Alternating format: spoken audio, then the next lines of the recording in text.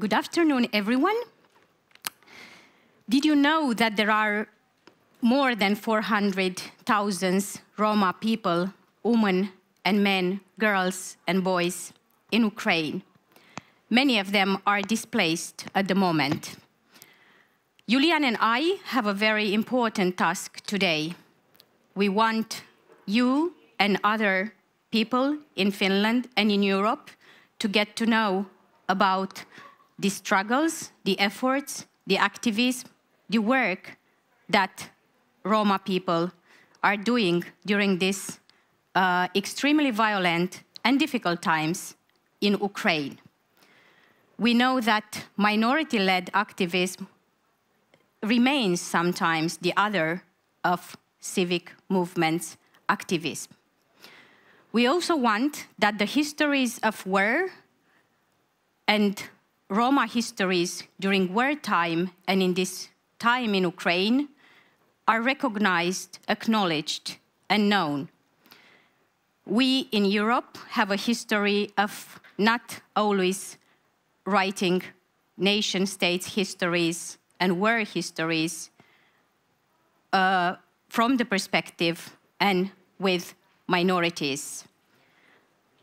This is one of the sources of inequality and continuous racism and marginalization against Roma people in Europe nowadays. Ukraine has a possibility to do things differently. It has the possibility to do social justice for Roma now, during the war, and after the war. Our talk is about minority courage and minority activism in Ukraine, but certainly we want to recognize that right as we speak, minorities also do courageous acts and struggle in many other violent contexts. Just to mention some: Armenia, Palestine, Sudan, and Myanmar. We don't want the Ukrainian minority courage to be hierarchically upper than other courage somewhere else, because certainly this is not the case. But let me now welcome Julian with us. So he is with us from the office of Roma Women Fund Chiricli Foundation in Kyiv. Julian, welcome. Hello, everyone. Hello, Anca. Thank you for an excellent introduction. I'm very humbled to have this role as a keynote speaker. Even though we're meeting online, I'm really honored to be with you today.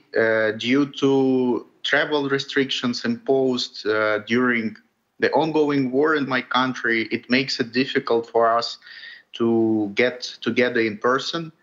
But due to the power of technology, we have this exceptional moment to talk and to share our views, my views on the situation of Roma in my country. So we'll tell you a little bit of some personal things about myself. I, as was mentioned, live in Kyiv, a city full of resilience and strong spirit of resistance. I myself consider my current job occupation as more than a job. It's rather a lifestyle that I consciously chose. And sharing a little bit from my personal life, I can say that during harsh times, it's really difficult to remain hopeful, always hopeful, and look far ahead. But I find solace and expression by doing simple things sometimes, like driving my old classic car, or that has seen many journeys, or just doing my hobbies like creating electronic music. And of course, my family, my work, and these simple passions that I mentioned are, to me, are a testament to the vibrancy of life, even amidst the turmoil. Thank you, Julian. What can you tell us about courage, the topic of the festival, or the hardship of being courageous in times of extreme violence and insecurities? Coming from Ukraine, a country where courage has become, over the last few years, much more than a trait of our country, it's rather a daily routine of ordinary people. Courage, as I understand it today, is not only the act of running into the fray, of standing up against the visible enemy, it is also the resilience and fortitude of continuing living life despite the widespread destruction and the daily horrors of war. This courage is not always loud or boastful. It can be quiet, persistent, and often goes unnoticed. As a Romani activist, I have been, since the invasion, I have been at the forefront of the efforts to assist many people in need. Since Russian aggression started, everyone in the Roma movement was very concerned about how to continue the war. And today I'm here to discuss the topic that really resonates deeply with Roma in Ukraine and Ukrainian society. Courage is something very inherent, I would say, to our daily acts of personal communication and work. In the Roma community and across Ukraine, courage we can see in the eyes of mothers who comfort their children during the air raids, in the determination of volunteers who bravely go through dangerous roads to deliver the aid. And it's also in the spirit of elderly people who share the stories of survival and hope. It is also found in every individual who dares to dream of peaceful future, even as we live through this turbulent present. Dear Julian, if we think about the Roma Women Fund Chiricli, and maybe even wider, to the development of Roma civil society and Roma activism in Ukraine, you personally, and also the Roma Women Fund Chiricli, had an important role in supporting and make it visible Roma activism in Ukraine. What would you like to share with us about this? The story of my organization goes back to almost 30 years, but I will try to briefly give the key points about it. So it started with my parents being professional musicians and dancers back during the Soviet times. They were well known far beyond Ukraine and well accepted in the non-Roma environment. With the dissolution of the Soviet Union in early 90s, my parents established an NGO, Association of Roma of Izmail, in my hometown, Izmail, in the south of Ukraine. Through culture, self-determination, so working with these topics, we made it like a transformative path to working with protecting human rights and gender equality. So this was the rise of this human rights perspective, kind of, was during the early 2000s. And women leadership, as gender movement impacted us very much, women leadership has flourished in our community. My mom and my sister were one of the first leaders standing tall against the backdrop of predominantly male leaders among Roma. So I would say women have led up, like with the development of our organization and the movement, women started to lead initiatives, provide aid, became to some extent like the pillars of strength in our communities. During these times of turbulence, however, and turmoil, I want to highlight the role of the unity that makes Ukraine stand against current challenges, against the aggression. Ukraine has very, I would say, unique civil society that knows how to unite and when to unite, and we saw it on many occasions in the last 20 years. Roma community in Ukraine and across Europe has also united in many remarkable ways to help people, not just Roma, and from organizing aid deliveries to providing temporary housing, legal support. Roma activists and volunteers have worked tirelessly for the good of Roma and other marginalized people. We have established networks of support, proving that in the face of adversity, our solidarity grows stronger. One of the initiatives we are most proud of is the shelter for temporary housing for internally displaced people, which is based in Mukachevo, Western Ukraine, one of the safest areas these days in our country. And just to mention, give you a little bit of reference to how it was over the years, like throughout the history of Roma in Europe, I think we have faced adversity, persecution, and discrimination in very different forms as a nation. And nevertheless, we have never faltered in our quest for justice and equality. Roma movement is relatively young, international Roma movement, and I think we are still undergoing a lot of changes, positive, both negative. Of course, many external factors impact us also as citizens of countries where we live. The current challenges have tested us really like never before, pushing the boundaries of what it means to be courageous. Amidst the chaos, we have found strength in our unity, supporting each other's burdens, and celebrating even small victories as one. Wonderful to hear about the coalitions between Roma activists and NGOs and other NGOs, about the successes and the further possibilities. You mentioned the shelter in Western Ukraine, and we know that the lack of housing is one of the key human rights issues at the moment among Roma, internally displaced, and other internally displaced persons in Ukraine. Would you like to tell more which are the human rights violations that you are working with at the moment? Sure. Well, let me give you a little overview of some of the key numbers and key points, I would say, relevant to our situation. As you mentioned in the beginning, it's approximately up to 400,000 Roma living in Ukraine. This is particularly important because it's the estimates of the civil society organizations, and our state census is very outdated. It's from 2001.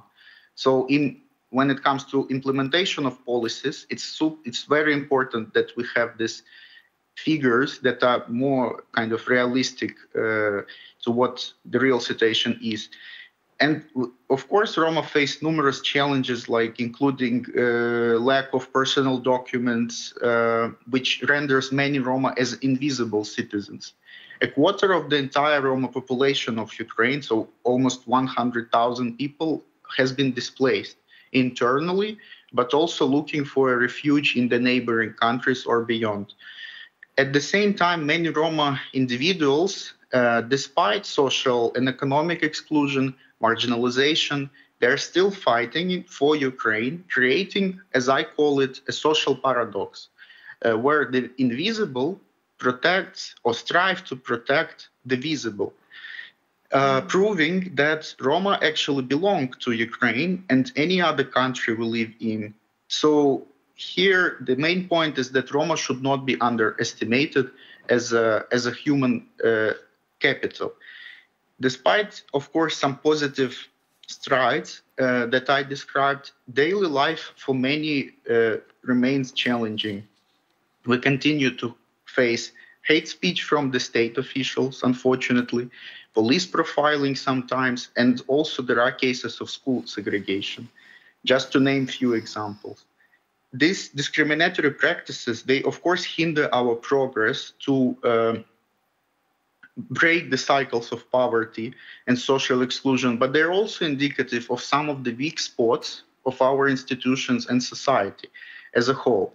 Securing Roma rights during the ongoing war is also a test for Ukraine, given the fake narrative of the Russian propaganda about the so-called ruling Nazi regime in Ukraine. Roma are often labeled as criminals, mixing it with our culture. So this, I think, media plays a big role in it. But it's also crucial to understand that criminality is not part of the Romani culture. It's rather a result of the social injustices that persist through generations. Poverty itself, I think, increases the risk of involvement in criminal activities, regardless of our ethnicity and background. And this is the task for us, for civil society organizations, and of course for state institutions, to draw a line between culture and social situation, and make it clear that poverty should also be eliminated as a factor that puts people under risk. Of course, we work on providing opportunities for change of the narrative as well, especially now when we have kind of the window of opportunities. Julian, during this extreme violent time and harsh time from human rights protection and fulfillment point of view, we also have new forms of solidarity and activism which emerge from these very hard conditions. Is there something about new forms of activism and solidarity and courage in the end that you would like to share with us? I would say the Russian aggression against Ukraine has indeed pushed us for search of new forms of activism and expressing our solidarity. And the Roma communities has been active part of this development, I would say. The Roma community's response to the aggression in Ukraine can be marked by, I would say, flexibility, inclusiveness, and deep sense of solidarity, as you also referred to it. Through expanded partnerships and inclusive distribution of aid, community-led initiatives, we have demonstrated that our strength is really, once again, lies in the unity of people in Ukraine, and of course beyond Ukraine. During these violent times, we recognized the need to adapt and expand our efforts beyond our own community. As I mentioned, we were one of our fundamental decisions was to channel the aid and some of the resources that we had beyond the Roma community. This decision was driven by our commitment to show solidarity with other people in need, people affected by war, to demonstrate that we are an integral part, to prove that we are an integral part of the Ukrainian society.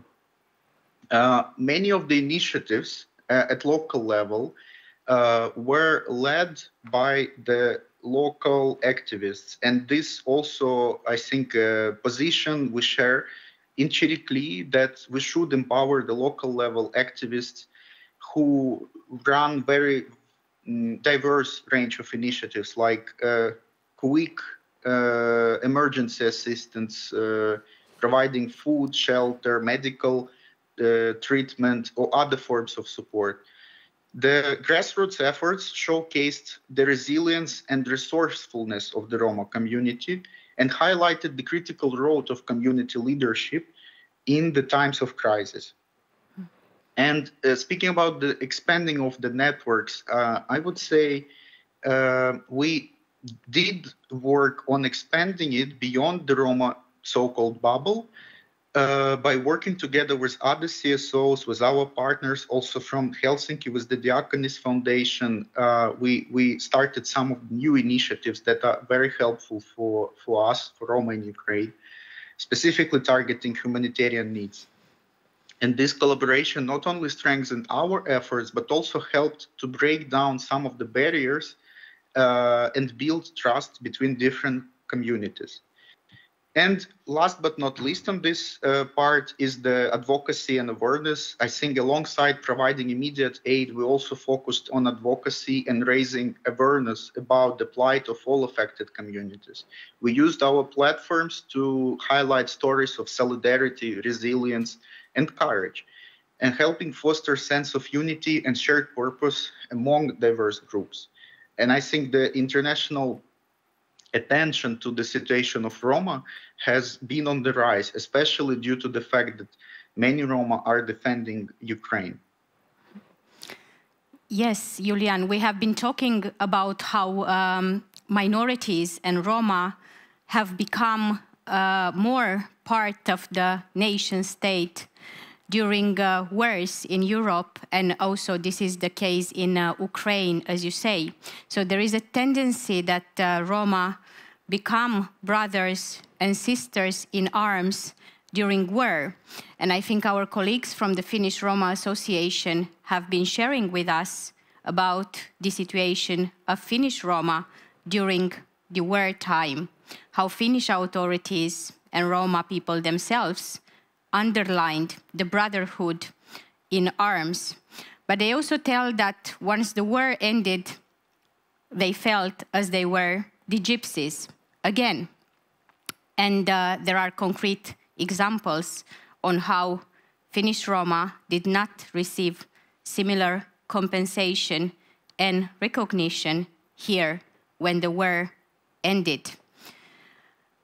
What do you think about this, and how do you work towards making sure that Roma and minorities are inclusively taken on board by the institutions and by the whole society in Ukraine?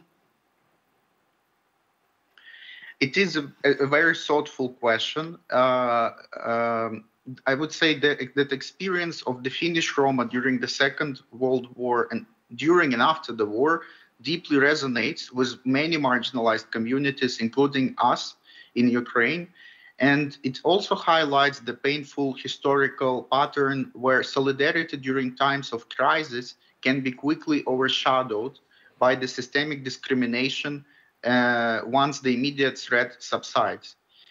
The concept of brotherhood in arms is indeed very powerful. It represents unity, shared purpose, but as history shown on multiple occasions, such unity can be fleeting.